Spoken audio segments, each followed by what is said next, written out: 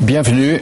Bibliothèque Médicis, c'est aussi le lieu, le rendez-vous des grands débats et des vraies interrogations de ce temps. Et 2008 en fournit de multiples occasions.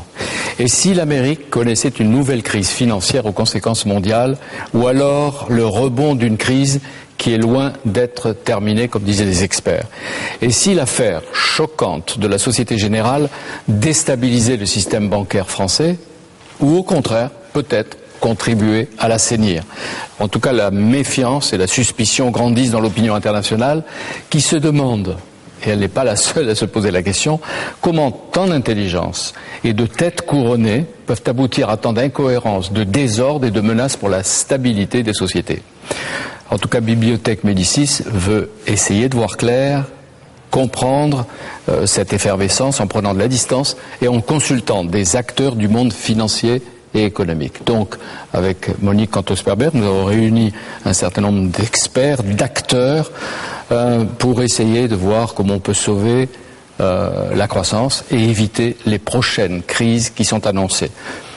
Didier Migaud, Jean Arthuis, déjà vous avoir tous les deux, c'est en soi, ensemble, ici, c'est un événement. Jean Arthuis, vous présidez la commission des finances du Sénat, et c'est vous qui avez auditionné les principaux acteurs du système bancaire français dès qu'on a appris la crise de la Société Générale.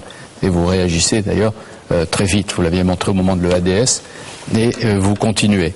L'actualité d'ailleurs fournit toutes sortes d'occasions. Didier Migaud, vous présidez la commission des finances de l'Assemblée nationale, et vous êtes intéressé au premier chef aux évolutions qui sont en cours sur le système monétaire, les conséquences économiques pratiques pour les Français. Chacun de vous a son mot à dire et naturellement le dira. Philippe Dessertine, vous dirigez l'Institut de haute finance, la presse a souvent fait appel à vous pour démêler les chevaux ces derniers temps. Vous aussi, Benoît Cugnot, et vous enseignez les finances à Sciences Po. Vous avez fondé une société de conseil en gestion qui porte un nom américain, anglo-saxon. Hein, et vous publiez l'univers des risques en finance aux presses de Sciences Po. Marc Ladret de la Charrière, vous avez créé il y a combien, 17, 18 ans, Fimarlac 15 ans, 16 ans. 15 ans. Et vous l'avez recentré sur la notation financière avec Fitch, qui est le numéro 3 au monde pour les notations. On va voir ce que c'est et quelle part de responsabilité vous pensez que les agences de notation peuvent avoir. Philippe Chelmin, merci d'être là. Vous enseignez à Paris-Dauphine. Vous êtes un expert écouté pour tout ce qui concerne les matières premières. Vous avez publié aux éditions Bourrin Le Poivre et l'or noir, un livre très intéressant. Pour vous, les matières premières sont en quelque sorte le miroir du monde. Oui, et puis tout ce qui a été inventé et tout ce qui est pratiqué dans la finance vient des matières premières. Donc les histoires que nous vivons aujourd'hui, nous les connaissons depuis souvent plusieurs siècles et depuis même la faillite des tulipes à Amsterdam en 1637 pour les matières premières. Oui, il y avait un très beau livre qui avait été publié, que nous avons traité ici justement chez Gallimard sur l'histoire des tulipes, des bulbes des tulipes en 1637 et qui avait créé une crise mondiale. Oui, et surtout, à la limite, une crise, quand on voit le montant et les sommes qui ont été engagées dans la spéculation des tulipes par rapport à la richesse de l'époque, c'était infiniment supérieur aux quelques milliards d'euros ou de dollars qui viennent d'être perdus. C'est le livre d'Olivier Blaise qui s'appelait Saint-Père Augustus. Ça n'a pas été perdu pour tout le monde, d'ailleurs. Ouais. Mais comme chaque fois. Les marchés sont un jeu à somme nulle. Il y a autant d'argent gagné que d'argent perdu, au moins sur la place de marché.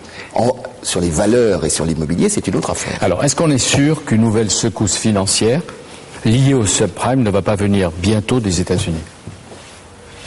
Je crois qu'on est sûr de rien en ce monde. Il y a des mécanismes de régulation, il y a des éléments de stabilisation. Chaque acteur s'implique. On l'a vu avec la crise des subprimes, qui a entraîné une perte de confiance. Les banques elles-mêmes, entre elles, ne se faisaient plus confiance. Et donc, problème de liquidité. Et on a vu à ce moment-là les banques centrales, d'abord la Banque centrale européenne, et puis la Banque centrale britannique, qui a mis un petit peu de temps pour réagir. La Banque centrale américaine, la Federal Reserve, qui ont mis des liquidités à la disposition des opérateurs. Je reprends ma question. Est-ce qu'une nouvelle crise est possible? Par exemple, dans les premiers mois de 2008, on dit qu'une nouvelle vague importante de prêts au logement arrive aux États-Unis au terme des 2 ans. Elle concernerait des centaines et des centaines de millions de dollars. Philippe Dessertine, la crise de l'immobilier est-elle finie? Je crois que la réponse que l'on doit donner, à mon sens, aujourd'hui, mais qu'il est évident, il est évidemment difficile, notamment par exemple par les responsables politiques aujourd'hui, d'entériner ce type d'approche tant qu'on n'a pas de certitude. Mais moi, j'arrive des États-Unis et aujourd'hui, on peut dire que la crise est loin d'être terminée, très loin d'être terminée.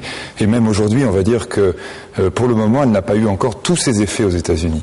C'est-à-dire, par exemple, les consommateurs américains, pour le moment, retardent leurs paiements sur les cartes de paiement, mais continuent à payer leur immobilier, leurs dettes immobilières. Donc ça veut dire que demain, on va avoir véritablement la deuxième vague, on va dire, qui probablement... Demain, dans le premier semestre de 2008. Mais l'immobilier américain menace donc, d'une certaine façon, l'économie de différents pays, des États-Unis comme du monde. On est en quelque sorte à la merci.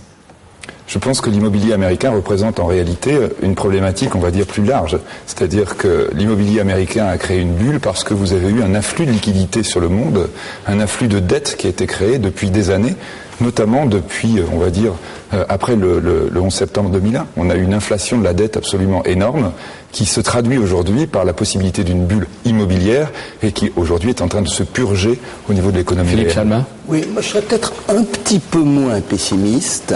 On peut estimer, vous allez voir que la fourchette est large, que le montant total des pertes liées au subprime devrait être de l'ordre de 250 à 400 milliards de dollars. C'est-à-dire les gens ne pouvant pas rembourser leur emprunt, leur maison est saisie, et donc on la revend sur le marché à perte puisque le marché s'est effondré, et la fourchette des pertes totales serait de l'ordre de 250 à 400 milliards. Ça n'est pas si colossal que cela quand même, et pour l'instant, nous avons vu apparaître au bilan des banques en termes de provisions à peu près 120 milliards de dollars. Donc on sait très bien qu'il y a encore du grattage à venir. Oui, mais je vous avais entendu un jour sur Europe 1, quand le pétrole atteint $100 le baril, vous donniez l'impression de vous réjouir en vous disant « Oh, mais il peut grimper encore, il y a de la marge ». Aujourd'hui, vous nous dites c'est pas grand-chose, 400 millions ce n'est pas ou milliards de non, dollars. C'est pas la même chose. Sur le pétrole, effectivement...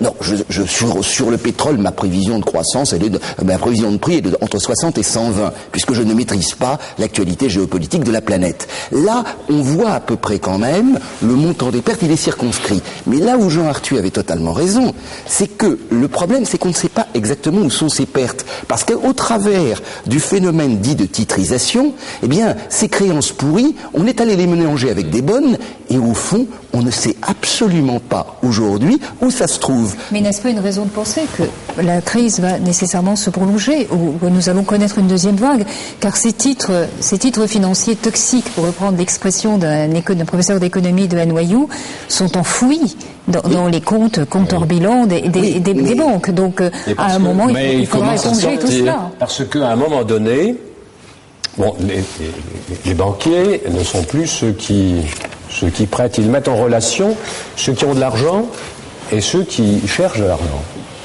Et donc, ils se dessaisissent du titre de créance et le mettent sur le marché. Lorsque le titre de créance est parfaitement identifié, on a cru à un moment que ceci était porteur de beaucoup d'espérance de profit. On prêtait à des gens qui n'avaient pas d'argent, mais on leur disait, ne vous inquiétez pas, puisque les actifs vont croître en valeur. D'ailleurs, la politique... Jean Arthuis, qui a alerté les banques des travers et des dérives du système? Parce qu'aujourd'hui, vous pouvez tous logiquement, calmement expliquer ces travers. Mais quand ça se produit, quand on voit les dangers et les menaces pour les citoyens de différents pays, leur vie de tous les jours, pourquoi on n'entend personne? C'est l'excès de crédit, donc qui est quand même une forme de déséquilibre.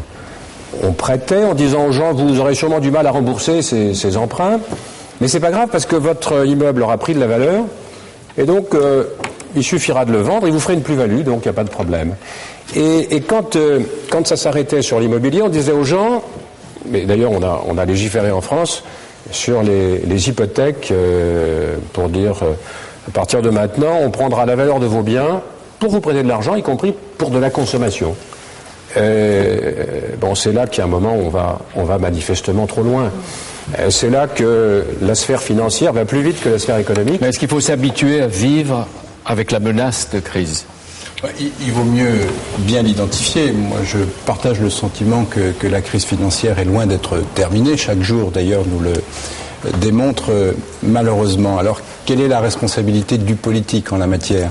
C'est de comprendre d'abord ce qui s'est passé, de pouvoir identifier les dysfonctionnements ou les dérives le plus rapidement possible, mais sachant que la difficulté, c'est que ça n'est pas un sujet que vous traitez seulement de façon nationale. Bon, franco-français, il faut bien évidemment y apporter des solutions au niveau français, au niveau européen et au niveau mondial. Il y a, je crois, des mécanismes de régulation qui n'ont pas joué, un défaut de transparence, une sophistication de plus en plus forte de produits financiers qui fait que, effectivement, on ne sait plus où est le risque. Bon, et avec les conséquences que cela peut avoir. Donc, en l'occurrence, non. Donc voilà, donc manifestement, il y a quelques règles prudentielles à remettre sur la table. On verra les règles. Marc de la Charrière. J'écoute avec beaucoup d'attention, mais je crois que dans ce domaine-là, il y a une très grande désinformation parce qu'on mélange à peu près tout. Il faut d'abord savoir que dans ces activités-là, on parle de l'immobilier aux États-Unis. C'est pas une question de l'immobilier aux États-Unis. Il faut bien comprendre d'où est l'origine. Quelle est la racine ? L'origine, la racine de la chose est extrêmement simple. C'est que vous avez 3 États, la Californie, la Floride, le Texas et un peu le Nevada, où se posent les questions qu'on se pose à l'heure actuelle. Mais dire que c'est tout l'immobilier américain, c'est une vision assez simpliste. Mais ça appauvrit pas mal de monde. Ça appauvrit pas mal de monde de ces gens-là. Donc, lorsqu'il y a eu ces prêts, il faut bien se souvenir, et ce qu'on occulte évidemment très facilement à l'heure actuelle, c'est que c'était 1 an ou 2 ans avant la campagne électorale et que la croissance économique américaine était très forte et qu'un certain nombre de membres, je n'ose pas dire ici, du Congrès disaient qu'il n'est pas normal que cette croissance profite qu'aux riches, qu'aux personnes aisées. Il faut absolument que nous aidions l'ensemble de nos citoyens, surtout dans les États riches, Californie, Floride, Texas, de aussi accéder à la propriété immobilière. On en voit les effets. On en voit les effets. Donc les conséquences viennent du fait que par rapport à la France, il n'y a pas d'autorité fédérale qui suit avec des ratios très précis les crédits immobiliers. Ce sont des sociétés immobilières qui se refinancent auprès des banques ensuite, mais ce ne sont pas elles qui sont régulées par la Banque centrale. Alors ensuite, la crise est intervenue parce que ces crédits, c'est une crise très classique, extrêmement classique, qui a déjà eu lieu aux États-Unis il y a une 20aine d'années, avec les caisses d'épargne. Alors justement, combien d'années ou de mois l'économie elle-même s'en remet ? Alors, c'est un autre... vous avez raison de poser la question comme ça, mais il ne faut pas toujours ajouter d'une manière monolithique ce mot, la crise mondiale et la crise du subprime. Bon. La crise, comme le disait très justement le président de la Commission des finances, c'est que vous avez d'abord eu un problème de liquidité, et ce problème de liquidité a eu lieu au mois d'octobre, où les banques ne se prêtaient plus. Et puis ensuite, comme les banques n'ont pas sorti aussi vite que possible les risques qu'elles avaient, ça s'est traduit maintenant par une crise de confiance, où tout le monde ne sait plus exactement où se trouvent les crédits. C'est assez classique d'ailleurs. C'est assez classique. Oui, mais avant, c'était exclusivement réservé aux États-Unis. Le mistigris, bon ou mauvais, n'était pas réparti. Très bien. Même si on cherche à voir l'origine, Marc, l'origine, on voit très bien que même si ça concernait 3 ou 4 États riches américains, il y a des répercussions sur les États-Unis et sur la plupart des pays du monde et sur nos propres économies et sur notre croissance. Et pourquoi on ne peut pas toujours simplifier, dédramatiser. Bien sûr. Et pourquoi sur les autres ? Parce que l'appât du gain, ou pas du gain positif, d'avoir une meilleure rémunération de ses placements, ont fait que toute une série d'institutions financières, que ce soit des banques ou des assurances, au lieu de faire des placements sûrs, ont pris des crédits de cette nature. Mais ils l'ont pris à juste titre. Ou alors il faudrait dire qu'aucune institution financière... On va essayer d'expliquer ce qu'est une agence de notation.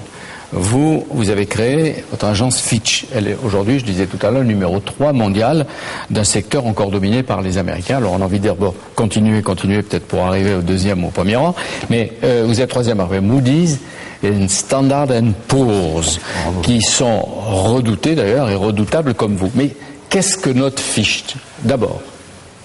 Alors, qu'est-ce que ça note une agence de notation? Il faut bien savoir aussi que c'est un marché qui est à 85% anglo-saxon, et il faut savoir aussi que la France n'existe pas dans ce marché mondial. Donc le fait d'être troisième, c'est un exploit? Non, parce qu'on est troisième, mais on exerce nos activités en dehors de France. Dans ce domaine-là, de nos activités, la France est un tout petit pays.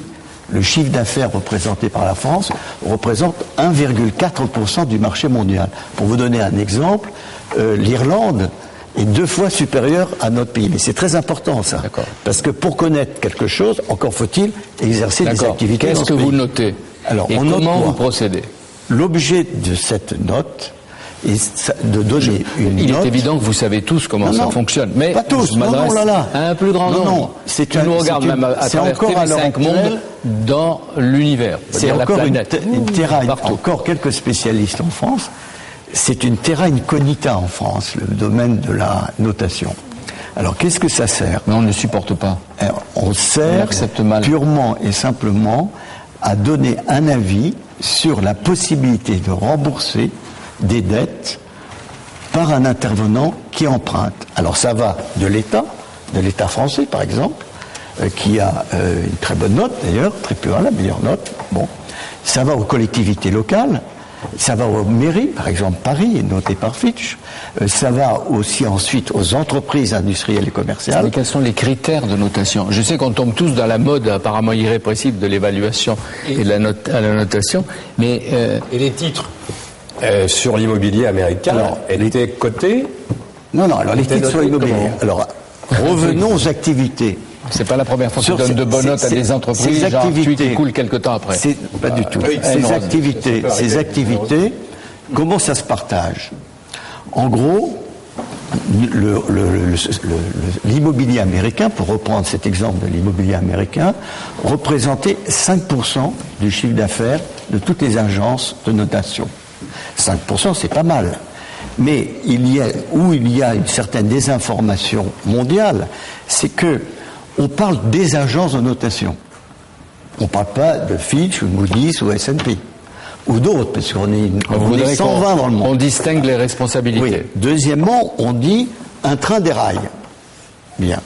Et à ce moment-là, on dit tout déraille. Alors c'est exactement la même chose si demain matin, la SNCF avait un train qui déraillait. Vous savez ce que vous me donnez comme impression? Je ne suis pas expert, mais je vous écoute. Tous les trains déraillent. Qu'est-ce que vous devez avoir comme mauvaise conscience pour être aussi défensif? Non, pas du tout, j'ai pas mauvaise conscience. Mais si vous voulez par ce biais-là, je voudrais remettre un petit peu l'état des lieux. Quelle est la légitimité de ceux qui attribuent des notes au service d'un capitalisme maîtrisé ou raisonnable? Quelle est la légitimité? Très simple, c'est que quand vous avez, il y a une quinzaine d'années, ou une vingtaine d'années, fait l'économie ouverte, et que l'économie ouverte s'est traduite par une dérégulation. Alors qu'est-ce que ça veut dire, dérégulation? C'est que les règles qui étaient dictées pour faire des crédits, c'était la BNP qui faisait des crédits à L'Oréal, et AXA, qui avait de l'argent, déposait son argent auprès de la BNP. Bien. Il y a eu ensuite, deuxième aspect, c'est que tout le monde, tous les citoyens du monde peuvent placer leur argent où ils veulent, quand ils veulent. Mais vous ne me répondez pas à la question simple. Si. Mais quelle est la légitimité des agences de notation? J'en viens à votre... Qui les finance? D'où elles viennent? Il faut d'abord... J'en viens à la légitimité. À partir du moment où vous étiez dans une économie ouverte, et à partir du moment où ce n'était plus les banques qui faisaient l'analyse du crédit, quand AXA voulait prêter à L'Oréal, AXA ne mettait pas en place toute une série de personnel pour faire l'analyse du crédit de L'Oréal. Et elle faisait appel, et c'est là ce qu'ont fait les agences de notation, elles ont fait appel à un scrutateur indépendant qui lui donnait une note sur la qualité du crédit L'Oréal. Qu'est-ce qui fait son indépendance ? Son indépendance complète, parce qu'elle appartient à personne. Elle est complètement, totalement indépendante. L'agence vous appartient. Mais parce que je suis complètement indépendant. Je veux dire que les agences n'appartiennent ni à des États, ni à des groupes financiers, ni à des groupes industriels. Les agences de notation sont totalement indépendantes. C'est peut-être banal, mais c'est-à-dire qu'à vous seul, vous pouvez assurer le développement et l'avenir d'une entreprise, ou la tuer. Pas du tout. Ça, c'est une vision. C'est comme ça que c'est perçu. Vous pouvez bénir ou assassiner. C'est une vision purement franco-française. Non mondiale. Non, pas mondiale du tout. Si vous allez aux États-Unis, dans les pays anglo-saxons, vous n'avez absolument pas cette attitude. Je répète ce que l'on dit, purement et simplement, c'est qu'on peut purement donner un avis, une opinion, sur la solvabilité d'une entreprise et sa capacité à rembourser. Alors, Didier Migaud et Benoît Cougnot, que je n'ai pas encore entendu. Compte tenu de la crise, je pense qu'il faut quand même accepter d'entendre qu'il y a eu des défaillances. Au niveau d'un certain nombre d'organismes ou d'institutions. Alors, à la fois au niveau des agences de notation, on l'a bien vu puisque la Commission des finances, vous avez évoqué quelques auditions qui ont pu être faites à la fois par le Sénat et l'Assemblée nationale. Nous avons aussi, confronté à la fois des banques, des agences de notation, quelques économistes, le gouverneur de la Banque de France. Manifestement, les uns et les autres se rejoignent quand même pour donner quelques explications et identifier quelques dysfonctionnements au niveau de contrôles internes, de contrôles externes, et tout le monde convient qu'on ne peut pas seulement se contenter de dire. C'est déjà un deuxième sujet, on est sur la générale. Pas seulement, parce que la Société Générale, c'est effectivement un problème de contrôle interne et externe, mais la crise des subprimes aussi, puisqu'on sur la qualité du contrôle interne de transparence. Alors, Benoît Cougnot, vous parlez du risque, vous dites depuis 2 ans, on est en train d'apprendre dans l'économie à gérer les risques. Et pourquoi ça prend cette dimension? Et en même temps, dans l'économie, il y a toujours des risques. Alors, pourquoi ça prend cette dimension? D'abord parce qu'en effet, depuis 2001, on a été dans un environnement où il n'y avait plus de rendement. Donc, il a fallu imaginer des produits sophistiqués, des produits financiers extrêmement complexes, de manière à offrir des couples rendement-risque susceptibles d'attirer des investisseurs qui ne souhaitaient pas se contenter de taux d'intérêt sans risque lilliputien.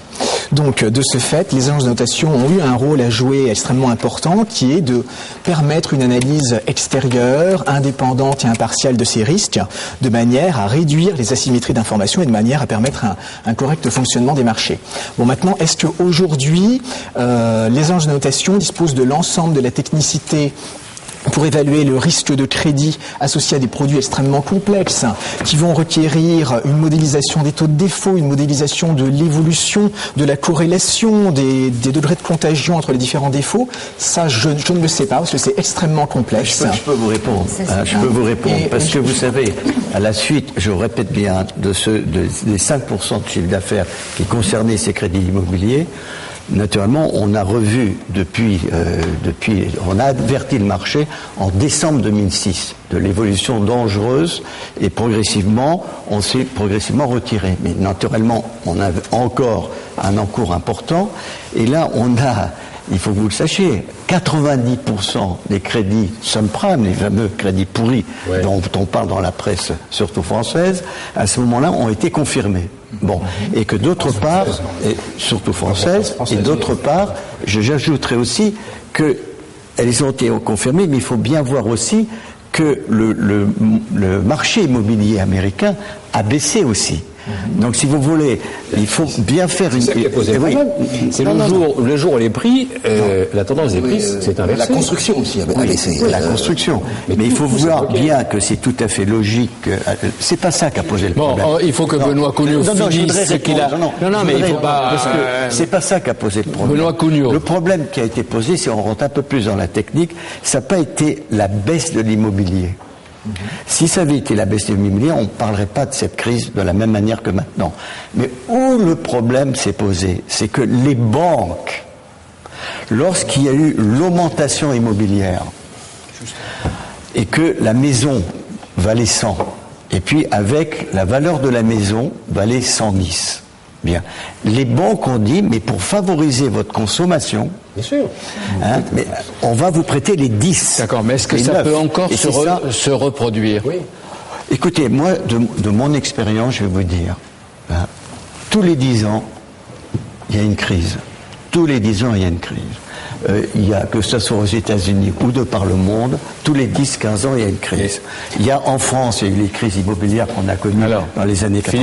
Il y aura une crise. Il y aura de nouveau une crise d'ici une quinzaine d'années. Pardonnez-moi, monsieur Lacharia, mais moi je commence à bouillir un peu parce que je crois qu'on est, comme vous l'avez dit, en train d'essayer de faire une émission que doivent comprendre les gens. Et je crois qu'il faut être un minimum, perdre un peu la langue de bois dans des émissions économiques, que les gens comprennent ce qui leur arrive.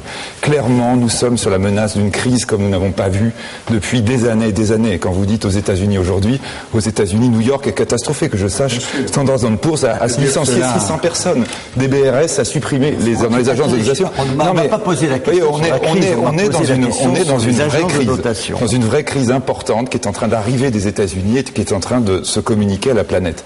Il est clair que sur cette crise, il y a plusieurs responsabilités qui peuvent être envisagées. Très probablement celle de l'État américain qui a permis par le biais de la Fed une création de monnaie absolument extraordinaire depuis des années par une politique de taux bas.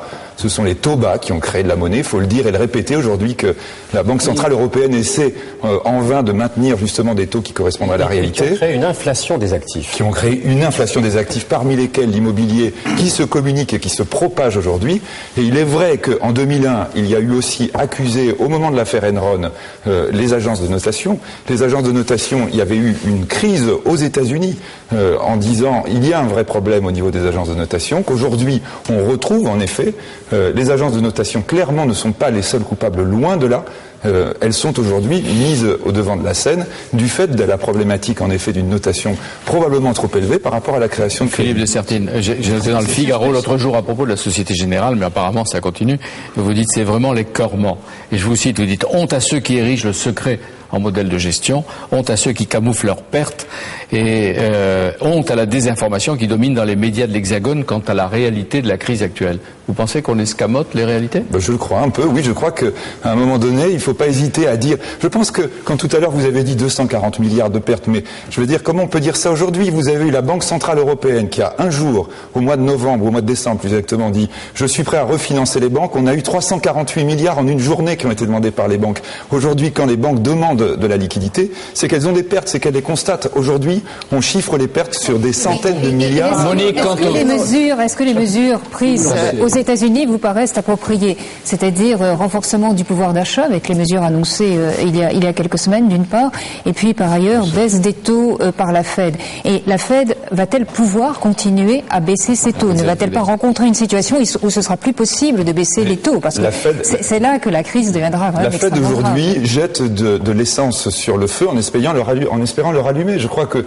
aujourd'hui, moi je pense que s'il y a un élément à faire passer, c'est que les politiques parfois peuvent déclencher des avalanches. Et c'est probablement ce qui s'est produit au cours des dernières années avec la politique de la Fed. Mais elles ne peuvent pas arrêter. Mais elle est indépendante. Elle est indépendante. Qu'est-ce que nous sommes dans une phase d'élection américaine qui subit ces conséquences? Est-ce que le nouveau président des États-Unis, quelle que soit sa couleur, républicain, indépendant, pourra avoir des effets pour éviter de telles crises, ou quel jeu jouera-t-il? Deux observations. La première, on a vécu une exubérance financière.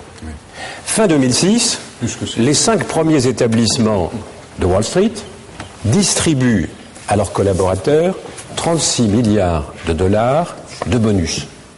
Et on crée dans les salles de marché une forme d'addiction aux bonus. À Londres et à New York, au lendemain des distributions de bonus, au début, ils achetaient des Ferrari ou des voitures de luxe, mais maintenant, ils achètent de l'immobilier. Explosion des prix dans l'immobilier. Complètement artificielle. C'est formidable d'avoir des résultats financiers à 10, 15 ou 20%, mais quand l'économie réelle progresse de 4 ou 5%, et que le monde financier accumule des bénéfices apparents de 15 ou 20%, c'est qu'il y a une folle spéculation et qu'il y a un moment où il faut remettre en harmonie l'économie réelle et l'économie financière. Attention à ne pas confondre la vague et l'écume sur la vague. La vraie question que l'on doit se poser, est-ce que le monde est au bord ou non du gouffre d'une crise ? Réponse. Mais la réponse est incontestablement non, parce que reprenez les prévisions qui ont été publiées la semaine dernière par le Fonds monétaire international, certes beaucoup plus basses que ces prévisions de l'année dernière, mais le monde continue à rouler à 4% de croissance, c'est-à-dire une croissance comme il ne l'a jamais connue à l'échelle de la planète. Et n'oubliez pas que un des éléments fondamentaux, c'est bien la croissance asiatique. Et cette croissance asiatique et la croissance aussi des pays exportateurs de matières premières dégagent tellement de liquidités que ces liquidités, pour ne pas scier quelque part la branche sur laquelle elles sont assises, elles viennent au secours des pêcheurs de Wall Street. Donc, quelque part, je suis moins inquiet. Oui, il y a de l'argent perdu. Leurs excédents, nous finançons. C'est nous qui les finançons. C'est l'inverse. Ça fait des fonds souverains. Non. Ça fait des fonds souverains. Et alors, les fonds souverains sont le miroir de tous nos déséquilibres. Nos déséquilibres commerciaux, nos déséquilibres de balance des paiements et nos déséquilibres de finances publiques. C'est parce que, alors, nous allons gaillardement dans tous ces déséquilibres. L'activité passe en Asie. Quand on crée du pouvoir d'achat aux États-Unis ou en France, en distribuant de l'argent public, on le distribue bien souvent grâce aux bons du Trésor qui sont souscrits par les Chinois ou par les pays du Golfe. C'est le principe du plan Marshall. Oui, c'est formidable. Mais en prolongeant ces déséquilibres, demandez-vous dans quelle situation nous serons. Alors, Benoît, oui, tout à fait.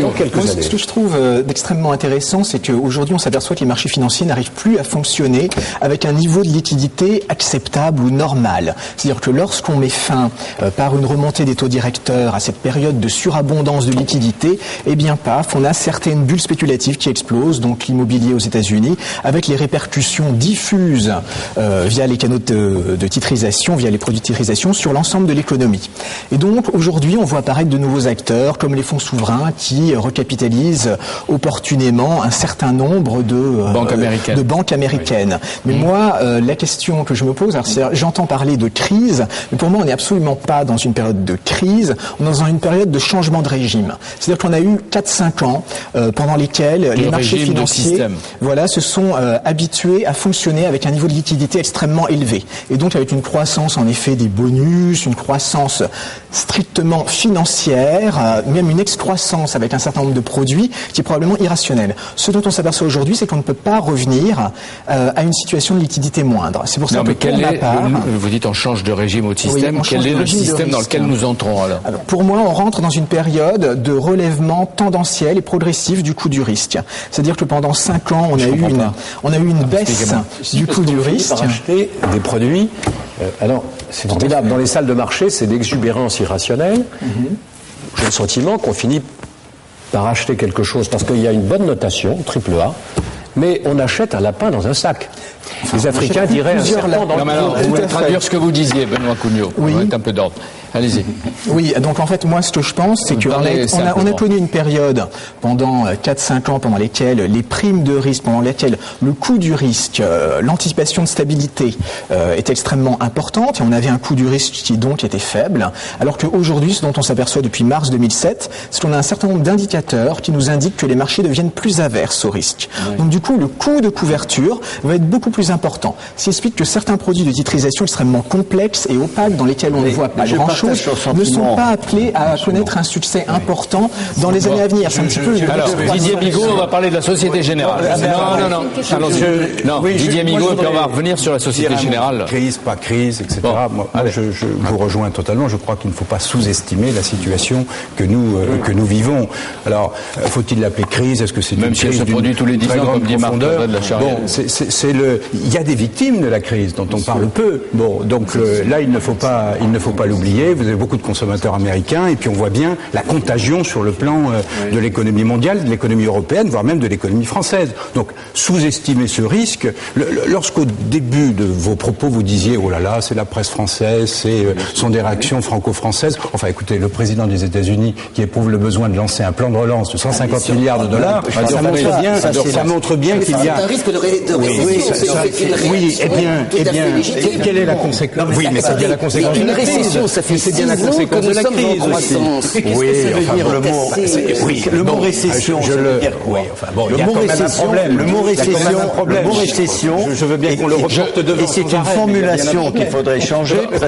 Quand je pense que les politiques disent il faut écouter les experts, mais il y a autant d'experts que d'avis différents. Est-ce que vous m'autorisez de redéfinir ce que ça veut dire récession? Pour vous, ça veut rien dire? Non, pas du tout. Crise, ce sont 2 trimestres qui sont plus bas que les 2 trimestres de l'année précédente. C'est une terminologie qui est idiote. Et je vais vous dire pourquoi. Imaginez que la Chine, qui fait 10% de croissance, revienne à 8% de croissance, et que ces 2 prochains trimestres soient inférieurs aux 2 trimestres de l'année précédente, on va écrire que la Chine est en récession alors qu'elle est à 8%. Donc il faut faire attention au niveau des terminologies. Sémantique, si je me permets.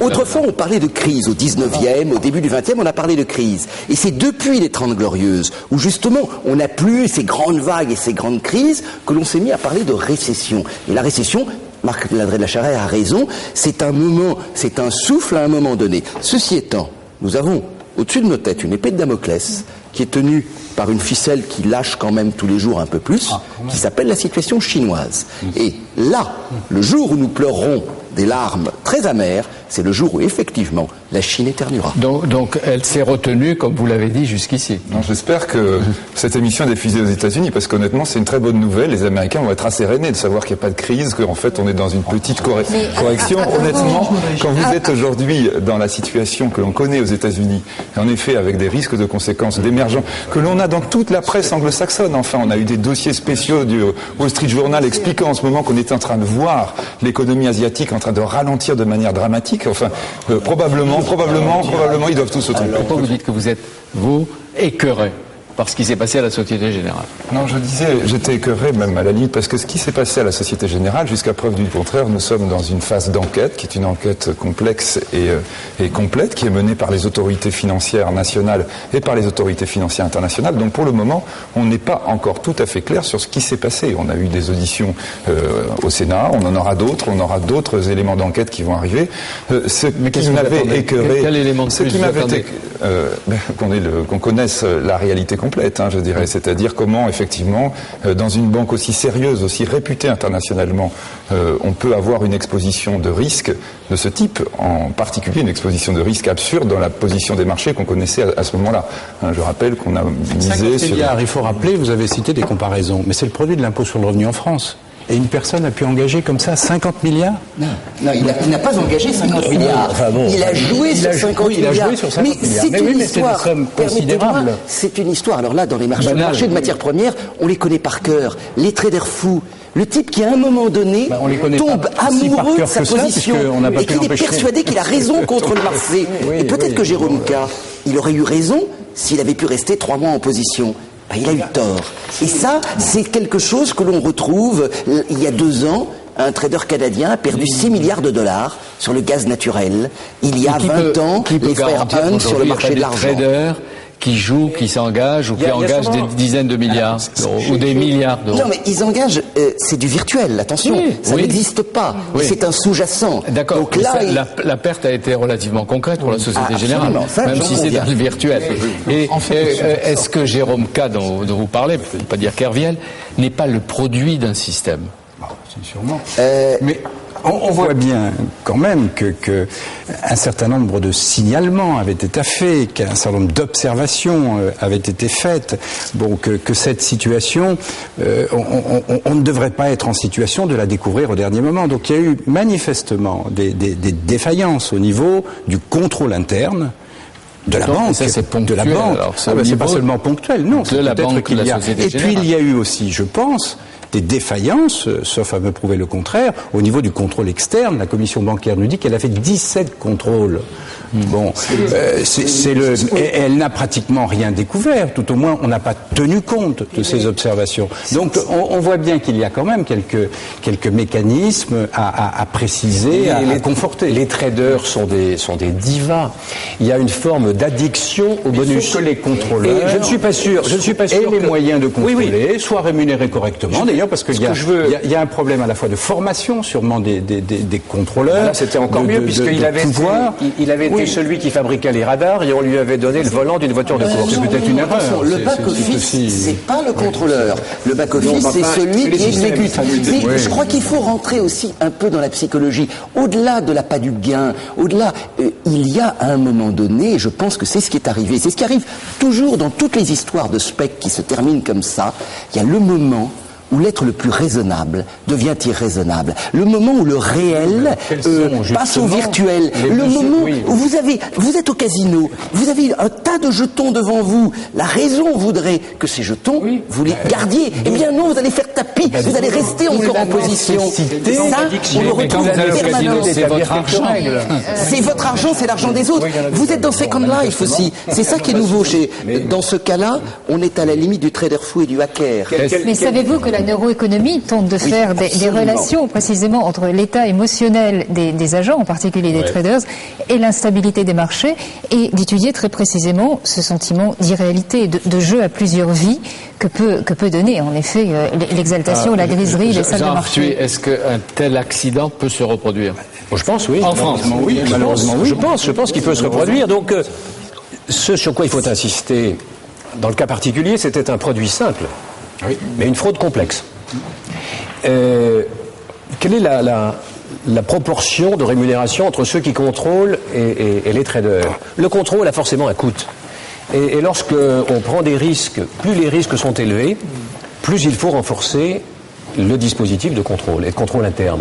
Donc l'enseignement qu'il faut en retirer, c'est que s'il est vrai qu'il faut sortir les bénéfices les plus importants pour ne pas être payable, vient un moment où, compte tenu des risques que l'on prend, on doit avoir des systèmes de contrôle interne adaptés à la nature de ces risques. Avant de voir les enseignements, Jean Arthuis, mieux payer les contrôleurs. Tous les représentants et les dirigeants des institutions financières et bancaires, est-ce qu'ils vous ont convaincu sur leur rôle et leur intervention tout au long de la crise quand ils ont été informés? Ils m'ont convaincu qu'ils ont bien géré la crise, mais ils ne m'ont pas convaincu sur leur gestion avant la crise.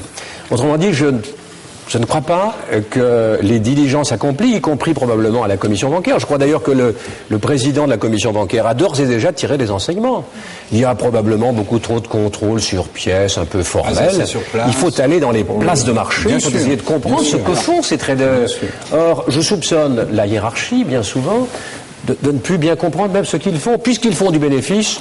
Alors, moi, je voudrais rebondir sur ce que dit Monsieur Arthuis, parce que pour avoir exploré cet environnement en long, en large et en travers, en effet, il y a un problème de rapport de force dans le jeu politique interne aux établissements de crédit, donc entre les contrôleurs et des traders qui vont générer un bénéfice visible et traçable, même si c'est parfois un bénéfice qui peut être mangé par des pertes opérationnelles l'année d'après. Donc, est-ce qu'on n'a pas un problème de rémunération à très courte vue, de rémunération myope d'un certain nombre de personnes qui vont engranger des bénéfices absolument colossaux, en tout cas démesurés des travaux et des compétences réelles, alors que, in fine, on va s'apercevoir que sur des produits 10 ans, plus tard, en fait, ces produits vont s'avérer très perdants, mais en fait, les responsables ne seront plus là et auront déjà pu profiter de la fête.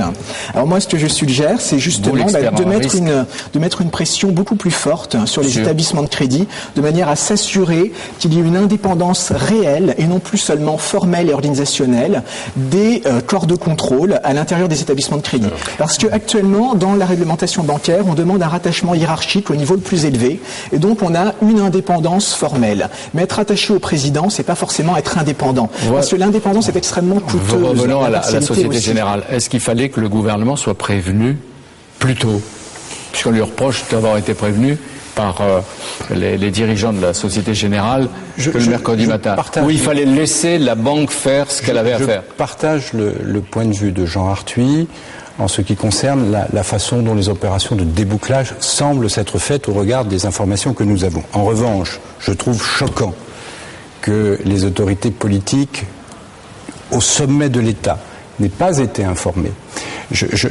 Pour moi, c'est une question de principe.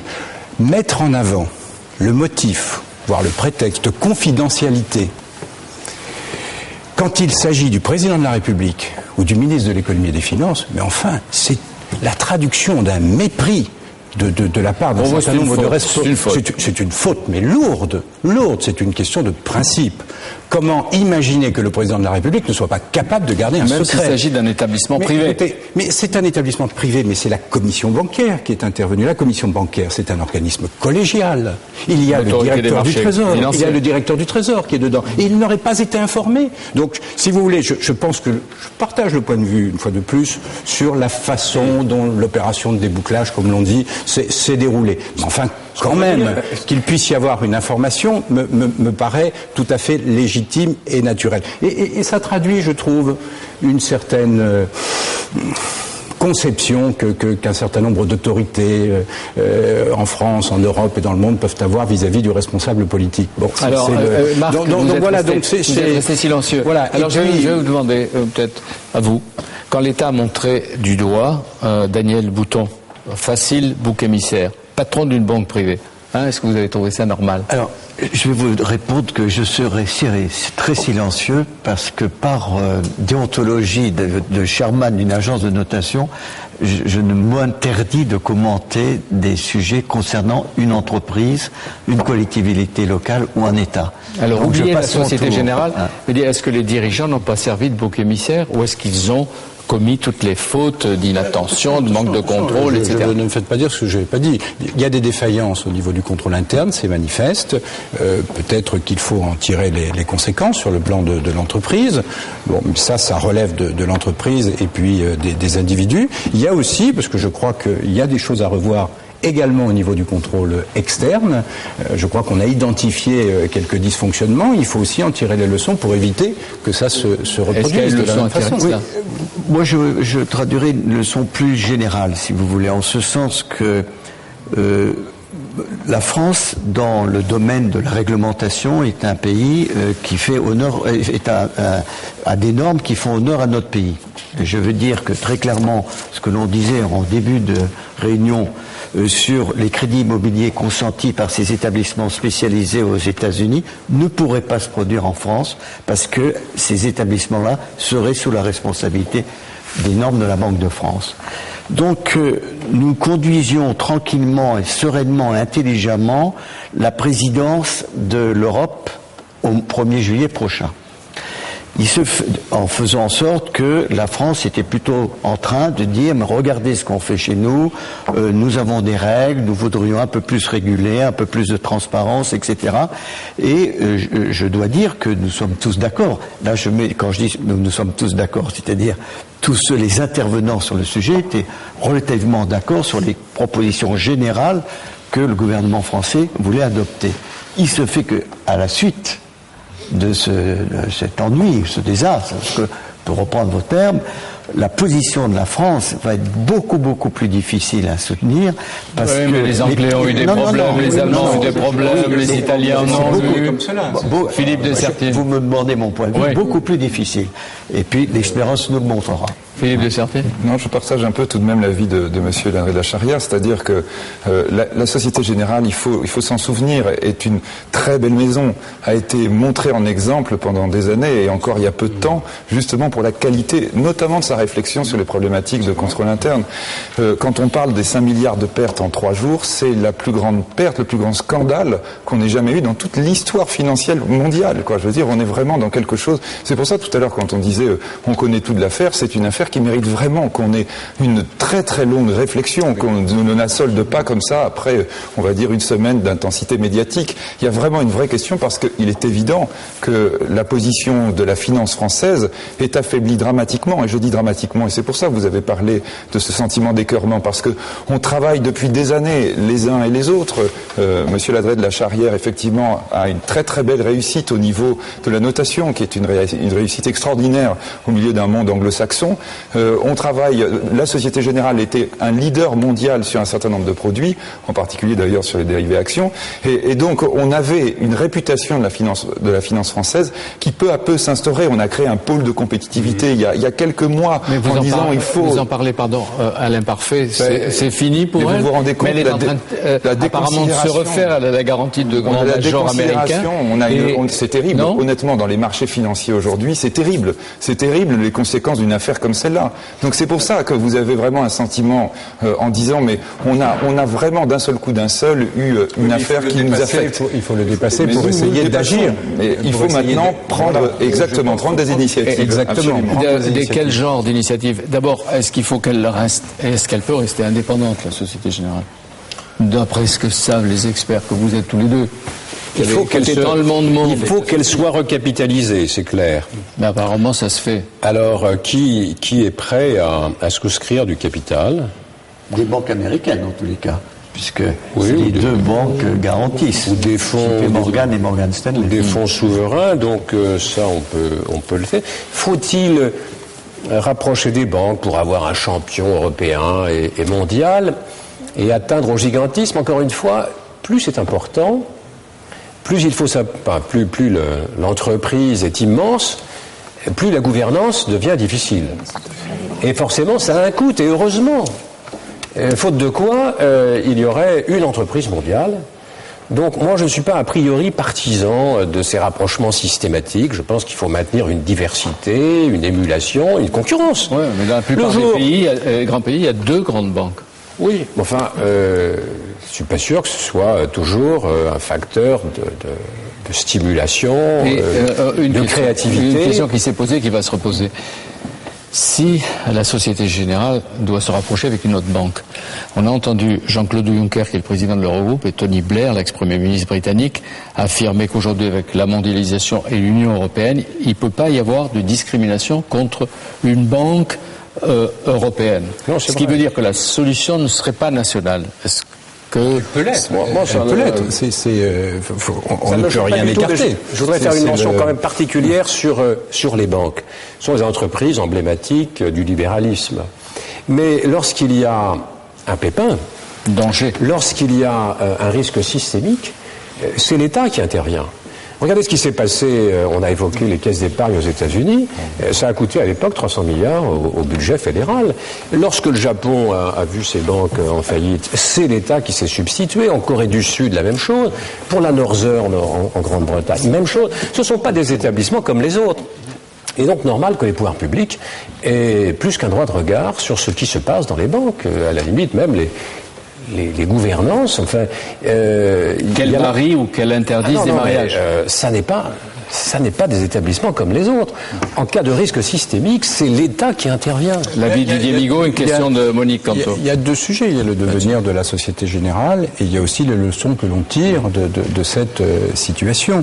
Bon, alors on peut dire qu'effectivement nous avions des règles peut-être plus importantes que d'autres pays, mais manifestement on voit bien qu'il y a quelques failles, qui nécessitent pour nous de prendre des initiatives. Alors il y a des initiatives que nous pouvons prendre au niveau législatif, au niveau français. D'ailleurs, je suis de ceux qui pensent que le Parlement devrait être mieux associé à la rédaction d'un certain nombre de textes sur ces sujets-là, parce que toujours considérer que c'est le travail des spécialistes, sans y associer la représentation nationale, je pense que c'est de parler clairement, voilà, de veiller à ce que tous ceux qui votent un texte comprennent bien les enjeux. Et il y a également des initiatives à prendre, on le voit bien, sur le plan européen et sur le plan mondial. Parce que édicter des règles seulement sur le plan national, c'est tout à fait insuffisant. Donc il est nécessaire d'avoir une coopération sur le plan européen. Je trouve d'ailleurs qu'il y a un certain nombre d'organismes régulateurs qui ont été mis en place au niveau européen, mais peut-être faut-il les renforcer. Parce qu'on voit bien là aussi les failles dans le dispositif existant. C'est-à-dire que vous pouvez être de tendances politiques complètement différentes et aborder une question de cette importance. Je partage totalement cette vision. Je pense d'ailleurs que les autorités de marché, d'abord, du point de vue de la régulation, il est urgent désormais de fusionner la commission bancaire et la commission de contrôle des assurances, parce que c'est une extravagance que de maintenir deux organismes. Et il faudra se demander si ces institutions ne doivent pas s'européaniser progressivement. Monique? Oui, c'était justement ce que je voulais vous demander. Donc le 13 mars, il y a un rendez-vous important sur des propositions qui doivent être faites à l'échelle européenne quant à cette régulation. Donc comment voyez-vous les choses? Est-ce qu'une régulation peut être conçue à l'échelle européenne, ou bien est-ce qu'on peut européaniser simplement ce qui existe déjà en France? Parce que d'autres pays européens ont des organismes de contrôle aussi. Donc, si vous voulez, ma question porte sur est-ce qu'on extrapole à partir de ce qui marche dans un des pays d'Europe, ou est-ce qu'on conçoit d'emblée quelque chose à l'échelle européenne? On va faire une remarque. Une difficulté, ça va être quand même de sensibiliser les partenaires européens sur des problématiques de risque opérationnel. Parce que si la crise du subprime a touché tout le monde, tous les pays d'Europe, en revanche, les déboires de la Société Générale restent encore franco-français. C'est-à-dire qu'aucune banque dans le monde n'a aucun risque de ce type. Ça, c'est très clair. Mais faire évoluer la réglementation bancaire européenne parce qu'il y a une banque française où on a eu une fraude dont l'impact, qui est banal dans ses modalités, mais dont l'impact est majeur, a été largement amplifié d'ailleurs par la volatilité des marchés, je pense que ça va être extrêmement difficile parce qu'en général, vous êtes sensibilisé dans la douleur à ce genre de problématique. Oui, mais pourtant, si on veut une meilleure gouvernance, il faut une coordination internationale. Je pense qu'il faut la réponse, supplément de réglementation, supplément de législation. C'est trop souvent de la gesticulation dans l'émotion de l'événement. Et dans le cadre d'une économie ouverte. Ça ne sert à rien de réglementer, de légiférer s'il n'y a pas dans les entreprises, dans les autorités de contrôle, les bons dispositifs. Si les mœurs ne sont pas à la hauteur de l'ambition, ça sert à rien. Donc on peut s'exonérer, on peut dire qu'on a encore du pouvoir parce qu'on fait une loi, mais bien souvent c'est une forme de vanité. Les mœurs ou les structures internes, parce que les structures internes sont efficientes précisément quand la question des mœurs n'est pas décisive, c'est-à-dire quand institutionnellement elles préviennent le risque de... La position de Madame Lagarde que je trouve plutôt pertinente en la matière, c'est de dire que par exemple les sanctions doivent être renforcées.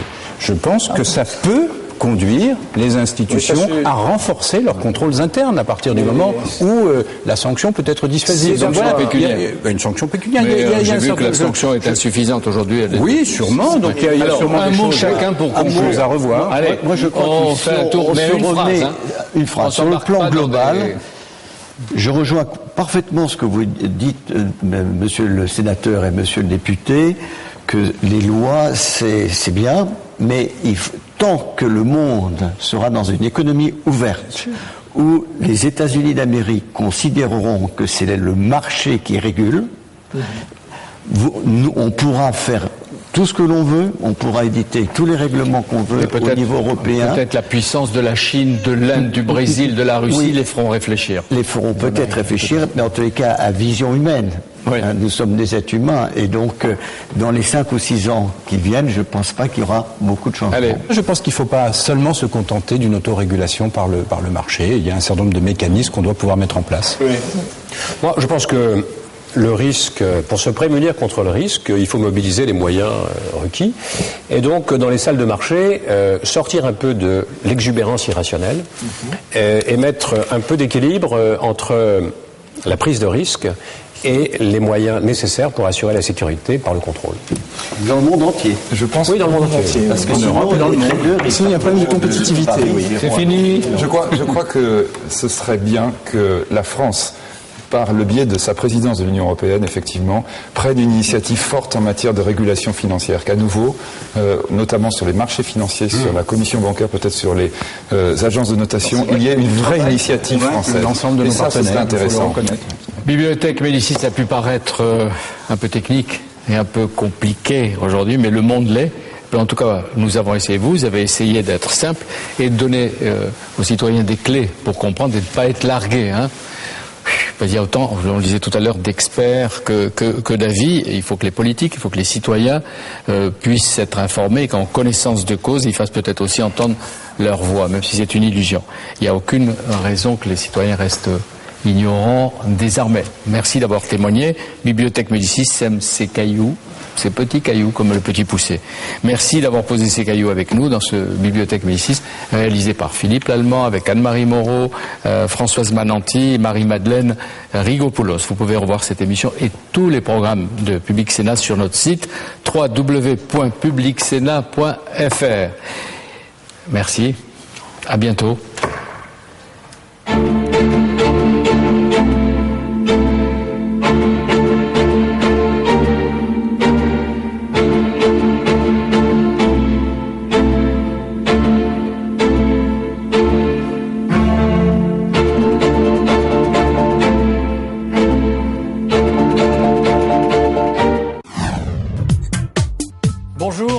mardi, 18h45, nouveau rendez-vous économique sur Public Sénat, c'est Y'a de l'écho. Gilles Leclerc analyse les grands faits économiques et sociaux de la semaine. Et puis Françoise Fressoz revient sur le fait économique marquant de la semaine. Puis vient la confrontation entre deux personnalités du monde économique, politique ou syndical sur le fait marquant de la semaine. Y'a de l'écho, c'est tous les mardis à 18h45 sur Public Sénat.